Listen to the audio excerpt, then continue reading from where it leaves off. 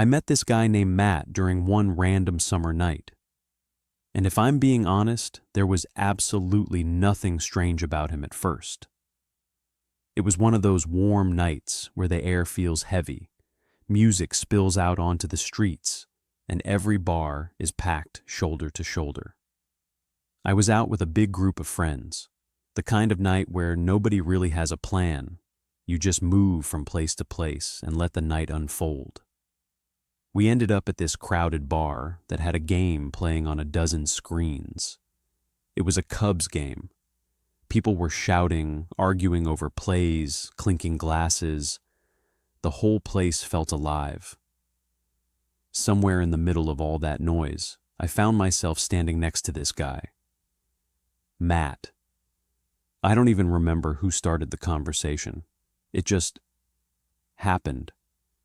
One second we were both watching the game, and the next we were talking like we'd known each other for years.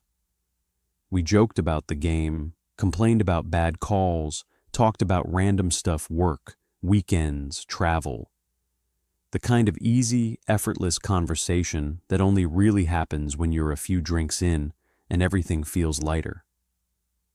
At some point, I realized my friends had slowly drifted away. But I didn't really care. I was just vibing with this guy. Matt had that kind of personality. Friendly, confident, easy to talk to. Nothing about him stood out as weird or off. If anything, he seemed like the exact type of person you'd expect to meet at a place like this. Eventually, like people always do in moments like that, we exchanged Instagram handles. I remember glancing at his profile real quick. It looked normal. Pictures with friends, group shots, travel photos, bars, beaches, hikes, the usual stuff. He looked like any other social guy in his 20s. Active, outgoing, nothing out of place. And honestly, that's usually where things end. You meet someone at a bar, you say, "We should hang out sometime," you follow each other, and then the next day, when you're sober, you forget they even exist. I fully expected that to happen here, but it didn't. The very next night, I was out again. This time, it was for my friend Tyler's birthday. We went to this outdoor bar by the water, one of those places with string lights hanging overhead, music playing just loud enough to keep the energy up, and people packed into every corner. The air smelled like food, alcohol, and the water nearby. Everyone was in a good mood.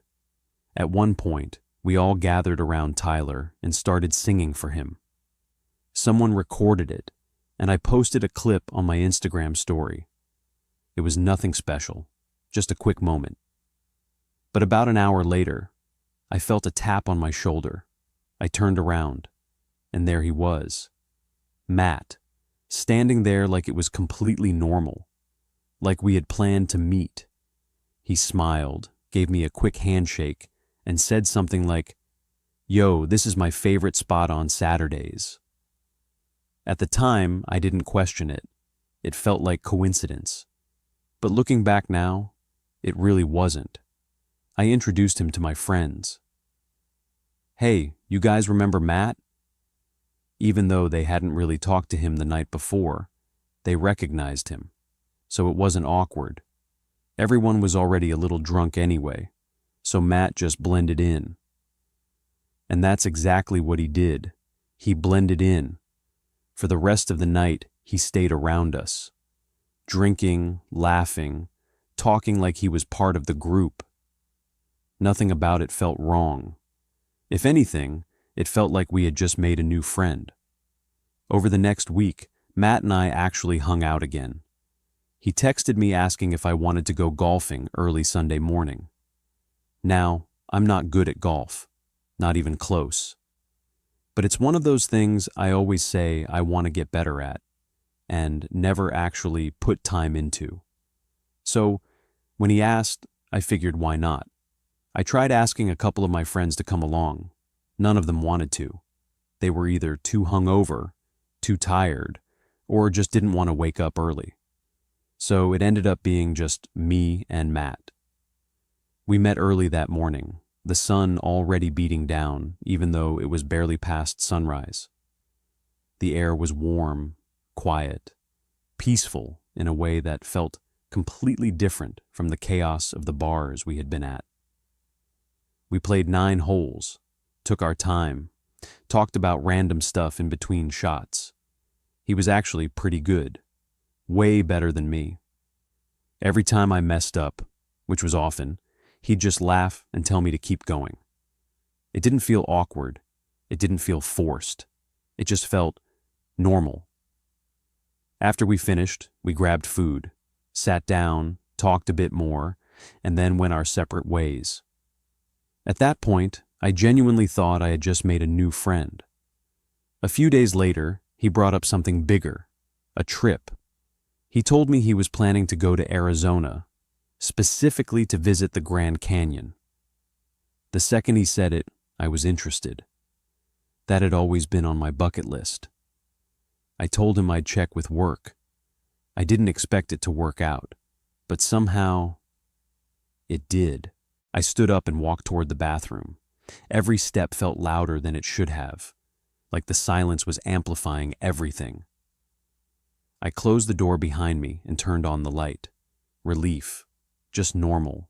Nothing strange. But then, while I was in there, I heard it. A door. Soft, but clear. A quiet click, like someone closing it carefully. I stopped, mid-motion, listening. There were only 2 doors, the bathroom and Matt's bedroom. I finished up quickly and stepped out. The living room was empty, dark, still. I walked over to Matt's door, tried the handle, locked. I knocked. Matt? No response. I knocked again. Still nothing. For a moment, I just stood there. Something about it didn't feel right, but I couldn't explain why. Eventually, I just shook my head, went back to the couch, laid down, and somehow I fell asleep again. The next morning, something felt off. I opened my eyes slowly, my head still pounding from the night before. And the first thing I noticed was my phone. It wasn't where I left it. I had plugged it in on the floor next to the couch. I remember that clearly. But now, it was sitting on the table, unplugged. I stared at it for a few seconds, trying to piece it together. Did I move it? Did I wake up and forget?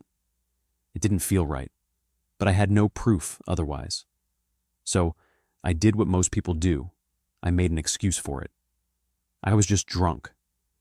That was the easiest explanation, the only one that made sense. That day, we didn't do much. There was no way I could handle another hike. I would have thrown up. We Ubered back to the car, drove around, explored the city, different neighborhoods, different views. We even checked out the botanical gardens. I didn't really feel like drinking that night, not after how I felt that morning. But Matt kept pushing. Just one drink, then another, then another. And before I knew it, we were drunk again, same pattern, same feeling, same blur. But this time, there was something in the back of my mind, a quiet thought I couldn't shake. Something wasn't right, I just didn't know what it was yet. The next day felt slower, heavier, like something in the air had changed, even if nothing had been said out loud.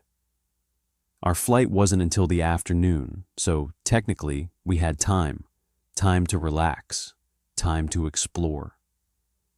But I didn't feel relaxed, not even close.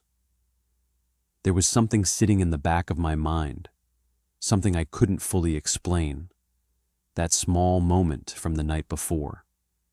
My phone being moved, the sound of the door, the feeling that something wasn't right. I kept telling myself I was overthinking, that I was just hungover, that it was nothing. We hit multiple bars that night, different places, different crowds. Matt seemed to know exactly where to go, like he had done this before. like he had been here before. At first, I didn't question it, but the more I thought about it later, the more it didn't add up. As the night went on, things got blurry. Drink after drink, music louder, voices louder, everything blending together. I remember looking at Matt at one point. He was drinking just as much as me, maybe more, but he didn't look as drunk, not even close. Eventually, it got to the point where neither of us should have been driving. So we left the car parked and called an Uber. By the time we got back to the Airbnb, it was late, really late. I don't remember everything clearly, just flashes. Matt playing music, loud, too loud for that time of night. I remember plugging my phone in next to the couch, then laying down, and then nothing, until I woke up. It was the middle of the night. My mouth felt like sand, dry. My head was pounding, and my bladder felt like it was about to explode. I sat up slowly, trying to steady myself. The room was dark, completely silent. Except, it wasn't. There was a sound, a faint one, like something shifting, or pressure on the floor. A soft crack. I froze, stayed completely still, listening, trying to figure out where it came from. I scanned the room, but it was too dark. I couldn't see anything. After a few seconds, I convinced myself it was nothing. Maybe the house settling. Maybe I imagined it. I stood up and walked toward the bathroom. Every step felt louder than it should have, like the silence was amplifying everything. I closed the door behind me and turned on the light. Relief, just normal, nothing strange. But then, while I was in there, I heard it, a door soft but clear, a quiet click, like someone closing it carefully. I stopped, mid-motion, listening. There were only two doors, the bathroom and Matt's bedroom. I finished up quickly and stepped out. The living room was empty, dark, still. I walked over to Matt's door, tried the handle, locked. I was able to get the days off, and without thinking too much about it, I said yes. I asked a few of my friends if they wanted to come along. Same responses as always. Work, money, timing, no one could go. So it ended up being just me and Matt. I remember asking him if any of his friends were coming. He said no, he was going alone. At the time, I didn't think anything of it. He seemed like a social guy. His Instagram made it look like he had a ton of friends. Maybe they just couldn't make it. That's what I assumed. We booked everything pretty quickly. Flights, Airbnb, car rental. The trip was set. August 15th to August 18th. Just a few days. Nothing crazy, but enough to explore. The day of the flight came. Everything felt normal. We met at the airport, checked in, went through security. Just two guys heading on a trip. No red flags, no weird behavior, nothing. We landed in Arizona at night. The heat hit immediately the second we stepped outside. It was different, dry, heavy. Even at night, the air felt warm. Matt went to pick up the rental car while I waited with the bags. Then we drove out. On the way to the Airbnb, we stopped for food and drinks, just grabbing supplies for the night. By the time we reached the place, it was already late. The Airbnb was quiet, almost too quiet. It was in a calm area, away from noise, away from crowds. At first glance, everything seemed fine. We went inside, dropped our bags, cracked open a couple of beers. I could tell Matt wanted to stay up longer, but I was exhausted. The travel, the heat, everything had drained me. I just wanted to sleep. That's when I noticed something. There was only one bedroom, one bed. I hadn't even thought to check before. I just assumed. When I asked him about it, he casually pointed to the couch I was sitting on. "It's a pull-out," he said. Then he added, "Relax, I'm not even going to charge you for the Airbnb.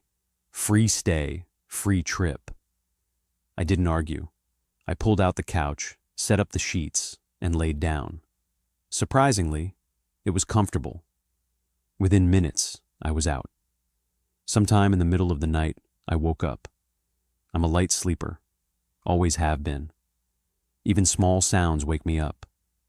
I didn't move at first, just opened my eyes slightly.